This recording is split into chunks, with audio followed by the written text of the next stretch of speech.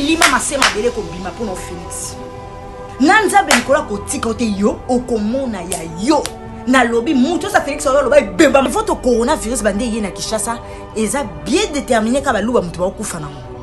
Ka baluba ne mutu bazana et puis la plupart des personnes ezaka au entourage ya Félix Tshisekedi. Au bon ça l'année la présidence. Mais si on vous c'est vous qui va livrer bino. Tout ça clair. Soit corona, soit ba laisser bino ba poison moko retardé. Mais si bazo sala binongo, mutu na bino ebe protéger binoté. Parce que ba lobby kasa complète bo lobate ba so finga président, zo ba makambo président. Vous vous battez vous-même, vous vous entendez pas. Vous comprenez pas qu'un royaume qui est divisé en elle-même, c'est le royaume du diable. Vaccin wana ko pesa ngona nzoto ba congolais, soki tango kena ko sa lombo na okuna na ba poto, soki na ba wapi koto kena ko sa kisemba na yo. Koto kenda kota bibemba batu ba kufa kala ba ambassadeur tant ba pia ko ba mbongo na soka bola na population mais soko lia ka mo yona libota no le moment est venu bato ba lia ka mbongo ya ba américain na ona ba so ba nani o mekisa bango vaccin wana yo ke lo mona ba peuple congolais soki bozui vaccin wana yo ka ba inconvénients na vaccin na ba lingi bas diminuer ko bota na biso ba rendre bino stérile. C'est parce qu'Africains ont voté belé, il faut pas bondissa immigration. Alors façon moi rebondissa immigration les a pour rendre le peuple africain stérile, abota les sous-souté pour boya les sous-souté pour saturer bango anamboka na bango. Vaccin na makamusu so ko mema eze tellement belé que tu peux nous expliquer mon côté. Bino tout bozo landa bozo na kati ba réseaux sociaux bozo mona réalité makambo ba vaccin wana. Soki Félix na docteur Mouyembe na ye ba eli bino vaccin pour ba tchabino yango. Peuple congolais révolté, vous bino de bois ba kondi boche ki Félix wana. Félix ba kotika alors voter bino ata mukolo moko te bino de bo pesi avantage wana bo voter ye. Révolté bo bima libanda soda congolais. Yo tango zoko das na yo ya ko beta peuple. Yo ko tout kana on a monde na lo parce que le policier ou le soldat c'est les plus malheureux plus que peuple. Et prennent l'argent bouffe. Mais pour vous utiliser, vous dites non, allez taper le peuple, allez comme ça la bouée. Vous partez, vous exécutez les ordres de gens qui sont incompétents et qui ne valent rien dans le pays. Confinement, vous confinez habitati, vous confinez dans le Gombe parce que bah kondi bazana Gombe vous confinez bango, allez vous pauvre peuple bah domestique yo bah ko sala ba musala lokwa ba kana cité, bo kende partagez-vous le corona comme il faut. Nous on protège les riches qui sont à la Gombe et vous les pauvres mélangez-vous, partagez-vous le corona. Pour boire au Canada bonjour ni tant pour y aller bon vaccin, tant pour y aussi ça va exterminer bon vaccin. Et on a ce que jour on te livre au main de Dieu. Dieu régit au fin nyoso au fin ngezongela yo na mosima bano. Mutu to fin ngezongela ya mama ni na tata ni ndeno lo na buzoka. On nyoso fo mnoko ne finga, on nyoso finga za ye ya tata ni na mama ni na bana na ye. L'art d'illuminer votre beauté. Actrice de tous les désirs, de toutes les émotions. Grâce Beauté vous invite à la découverte de soi, à l'élégance du geste qui réveille. Au jeu de la séduction qui transcende, à la quête de sa vérité. Acheter Grâce Beauté, c'est offrir à son teint un éclat qui lui ressemble. Laisser ses couleurs effacées aux femmes effacées. Ne choisir que la lumière, choisir d'entrer dans la lumière. Un concept lumineux et une rencontre de l'art et la cosmétique. Grâce Beauté Cosmétique Paris est une création lumineuse et audacieuse, née de la rencontre entre un atelier de beauté spécialisé en cosmétique ethnique, de l'art en hommage à la femme noire et de la femme noire à la quête de la beauté universelle. Deux univers intemporels dont l'inspiration se nourrit de la même splendeur féminine. 13. Toute l'équipe Grâce Beauté seront en votre service.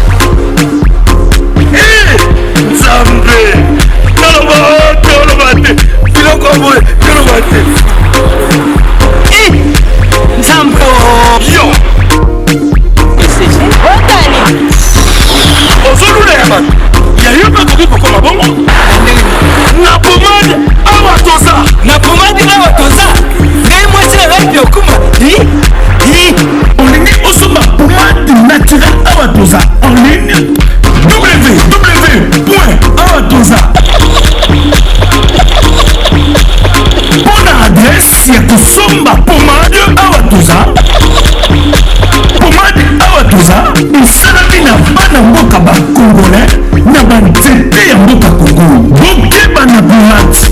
kovingisa bamole mipenge nsima mpe tolo somba gamu ya pomade awa toza mase yango na baparti oyo olingi evimba nsima ya 3 mois on fait résultat ali la pomade awa toza mase yanga takomi nango kiboko na pomade awa toza Bishima, Bishima, bien-aimé dans le Seigneur, le prophète Ézéchiel, l'homme de Bishima, Tobaki Selakaye, Moutomo Kwabo, Aye, Bana Congo Kinshasa, Bana France, Bana États-Unis, Bana Allemagne, Bana Canada, Bana Belgique, Bana Nzambe Nyonso dans le monde entier. Voici le prophète Ézéchiel, l'homme de Bishima. Benga Yaya, Benga Papa, vous êtes malade, vous belaka. Cirrhose de foie, cancer de l'estomac, cancer de matrice, cancer de cerveau, cancer de sein, épilepsie, diabète, rhumatisme, impuissance sexuelle, hémorroïde, VIH, sida, hépatite B, faiblesse sexuelle, mobali akimayo, mwasi akimayo, apesayo 500 mètres. Hey! Olinge komisa mwasi love kilaou, papa love kilaou. Benga le prophète de Bishima, l'homme des surnaturels.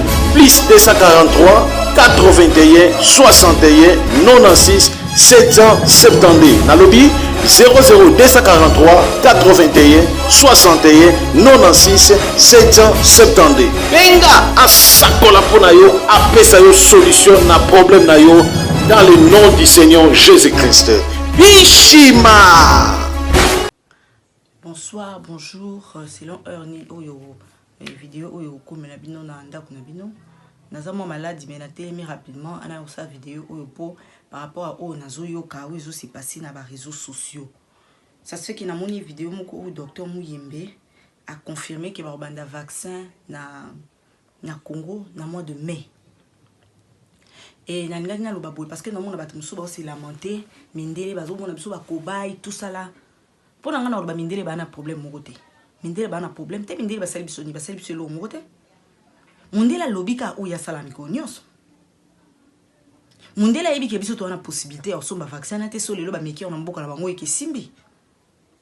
Yango na zio dasone ya kolobaka meka biso ba kobay po soki biso to bimba kobay e simbi kuna ba pesa biso yo fele nde to mesana ba to fele.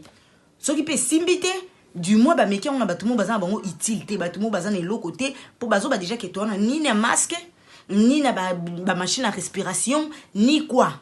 Et bon, ce qu'on peut pas mettre vaccin dans notre biso, où est le problème? Bandokinde ba dirigeant na biso, bandokinde ba président ou ba fana magongwa ou bazo côté là. Yo président qui se respecte. Timu yembazo das wana ya ko leka liboso bato lobi ke ba vaccin wana ba ninga na Canada ba lobi ke to ko mekango soki na mois de février, soki de mai, tout ça là. Azio das wana pourquoi? Parce que yebike ba kutana ki déjà na mukonzi amboka yebise ke d'accord vaccin ni emekama aw. Félix ozana bana na mwasi na yo. Ozana bana na mwasi no. Alors le mieux à faire c'est d'essayer ce vaccin là sur ta femme, sur tes enfants et ta famille. Beaucoup mona ba congolais lokwa bazo bate. Bata poto bozo ba kenon de konanga ko meka vaccin wana te ko sabo eta ko sa. Tozo bango pamba. Tozo mona en Afrique, qu'est-ce qui se passe en Afrique non? On voit qu'est-ce qui se passe en Afrique.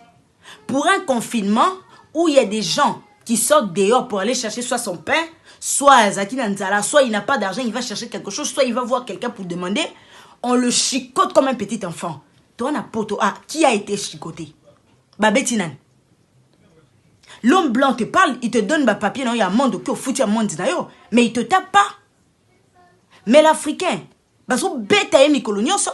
Pourquoi? Parce qu'il y a bimé dans le confinement. Bozo, je vais tenir ça de rigueur. Rigueur, ça veut dire que tu as un bête africain. Quand le vaccin de Boyo, quand on va passer à bangote. Oh, vaccin, on va zuler, on va vanter, on a la banque mondiale, bino bolo, la banque qui était, bon, pèse un vaccin, on a des économies sur la zone. Mais bon, bête à banque, on va passer un vaccin. C'est pas normal. C'est pas normal. Ce qui n'a pas loba abo ya bo fininga bo lobi nanga ba mukonza mpoka loba nete ba loba na bango te tout ça la faut kanga munoko fananie. Mais c'est que Félix fait à moins qu'il n'y ait pas un Dieu. S'il y a un Dieu, il y a un vaccin dans notre bana bana bazo landa na bibembe la samabele. Liwo ya zo mekana bana ya Congo ya yeba kokota mabele. On ne peut pas se moquer des gens comme ça. C'est quoi cette histoire? Yo y a une société qui va engager yo. Société na makas. C'est la même chose avec toi. Tu es là par la volonté du peuple. C'est le peuple qui t'a voté. Si le peuple va voter que tu es un président. On va président wapi. Peuple est voté yo. Au moment où on décide de tout le monde, on va décision yo papa yo maman ba congolais ba vaccin ba pesa ba nyangala kata wana. Boye ba ça. Et là ko lié ko to ko pesa ba ka vaccin do ke zela ba mbango. Pose intérêt en bon yo tient la poche na yo. Un incompétent, un incapable, un président malheureux. L'échec qui est président tout na ba Afrique, banda qui président c'est banda yonde les 0 numéro 0. Lelo na fingi oyo so mekolo ba maman na fingi. Oh mekolo be bemba maman les ongela ndeka na lo ba wana. Bon ko mona ba tu pamba boy ko? Hein? Bon ko mona ba tu pamba boy. Ozo décision ba banana yo ba koko na yo lo so pamba ko pesa bango te. Kaya okezo vaccin kuna okena ki semba na bino bisenga senga ndengo mesana okesa ki senzili na okuna ko senga. Président Lolombo, si manango zui kuna obi te vaccin pe boya na on ponga na 47 millions ceux qui commettent des millions na fonds mondial ceux qui makamni. Pesa vaccin Denise na banana yo. Tu peux pas commencer à mona batoko mais congolais parce que nous sali. Ceux qui Félix ameko na vaccin na muyembe. Sortez Alex ou bamba Félix mabanga bo l'équipe ba soda on na ebele. Trop c'est trop. Pouvoir est un peuple les yo te. Pourquoi mona batu pamba bongo? Beaucoup vous faites clic na bino, on dirait vous traitez avec des petits enfants, on dirait vos fesses, vous prenez, vous dites non, venez donner les vaccins à la fin, vous prenez même la date, vous dites en mai, venez commencer. Mais n'importe quoi. Nabi lima masema bele ko bima pour nos Félix. Nanza benikola ko tikote yo, okomona ya yo. Na lobby muto sa Félix oyo loba bemba mamane na fingiye. Oh yo fingange bemba mamane na lobby sou bien. Ba makak.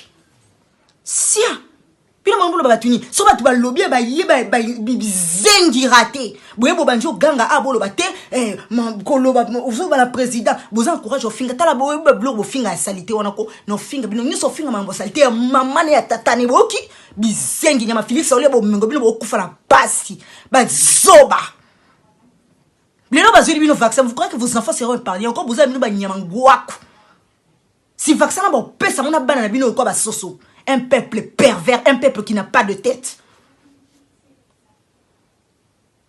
Bon, on dit là, par rapport à quoi? Il ne fait que ce qu'il a toujours l'habitude de faire. Il ne fait que ce qu'il a l'habitude de faire. Il vous donne tout gratuit. Bah, quand hein?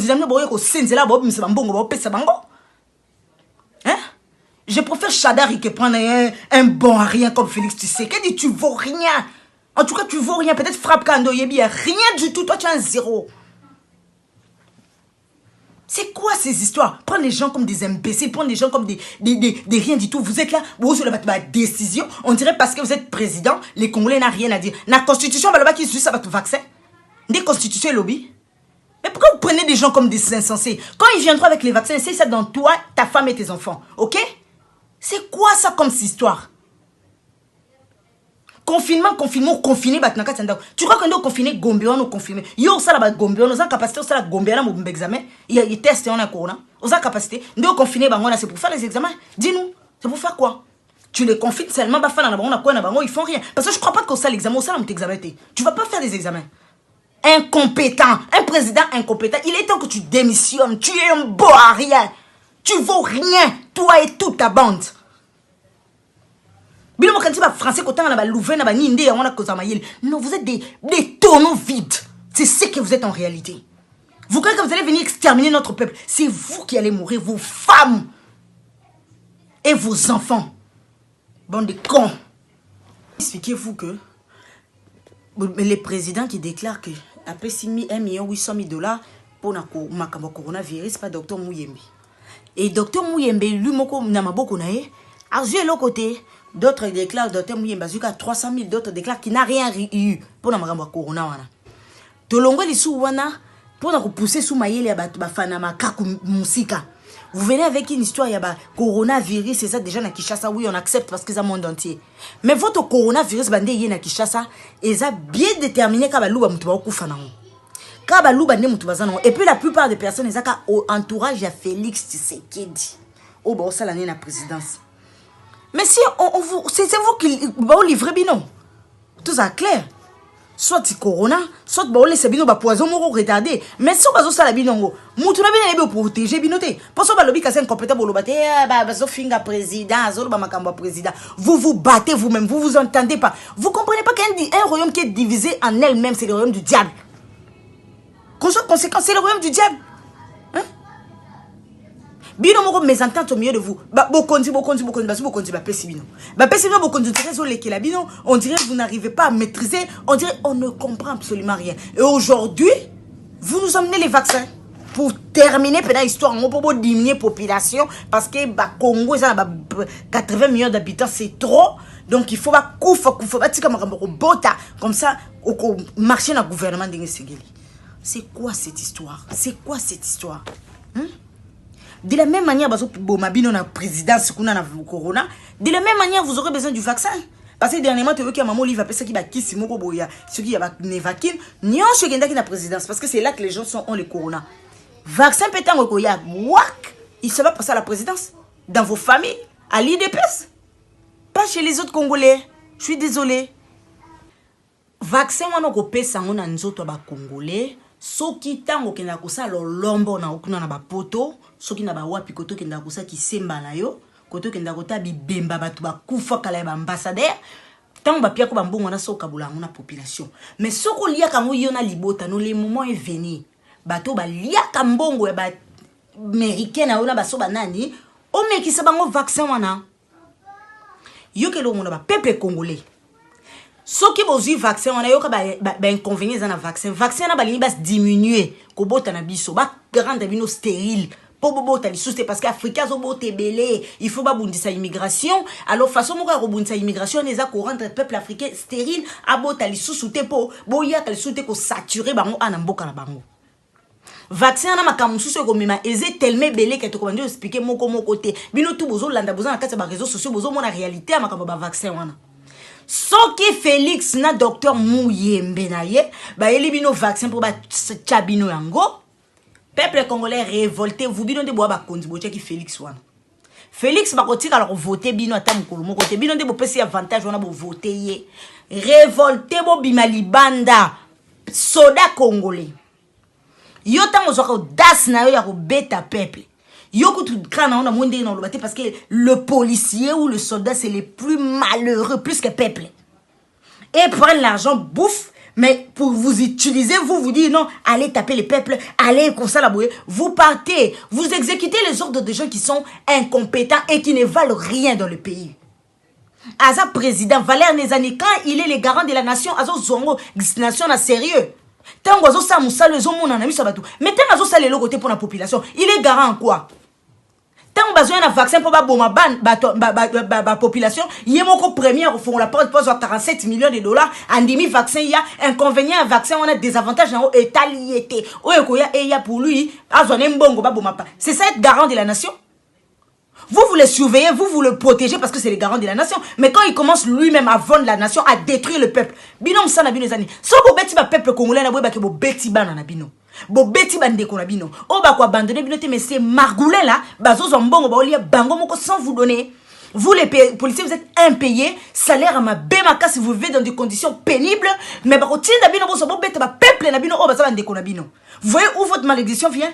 Parce que vous êtes conscient que le côté ça les a anormal. Mais parce qu'on obéit au soi-disant margoulin, bande de voleurs, moko boyo ba soka po ba sala peuple mabe. Tana moyi biboti ki la biso peuple. Moyi biboti ki la biso peuple poto ane lo côté. Mais bino tombe ke bino likolo bo dena ba salaire moko ba mal à la tête. Mais bon continue ko linga ko yiba. Mais alors ko prêter ki serment na miso ba to sibi constitution lobi ke oye po o sunga biso o iko s'abandonner totalement pour la nation. Yango e bimiante. O weli na mbongo ou lié que au sauver peuple na yo poto a batu bazo kufa États-Unis kuna bana 245 000 cas ya corona ba 5 000 ba 7 000 morts ba Italie bazana ba plus de 14 000 morts ba 90 000 ba 100 000 na ba Espagne so ba combien pourquoi ne place pour banana vaccin logiquement parlant mais pourquoi ba ki banana Congo au bona ba 100 et quelques batu pourquoi ba ki banana Congo boza tane loko ko tester ba confinement na bido ba corona ngo bienti. confinement bozo confiner ya bitati ya bof confiner na Gombe parce que ba konzi baza na Gombe bo confiner bango ale bozu pauvre peuple ba domestique ba ko sala ba musala lokwa ba kana cité bo kenze partagez-vous le corona comme il faut. Nous on protège les riches qui sont à la Gombe et vous les pauvres mélangez-vous partagez-vous le corona pour boyo zo kana ba jouni tant bo yela ba vaccin tant bo yo si ça va ko exterminer ba on a vaccin ya on a ce que jour on te livre aux mains de Dieu. Dieu juge au fin nyoso au fin gezongela yo na mosoma bano mutu to fin ngezongela ya mama na tata nende no lo na buzoka o nyoso fo mu no ne finga o nyoso finga za ye ya tata na mama na bana na ye Lenda tezoloko ta papier elengi ya Congo Glodidi asika la mignonne hey la mignonne Tracy Mbelenga bro Tracy Mbelenga bro kata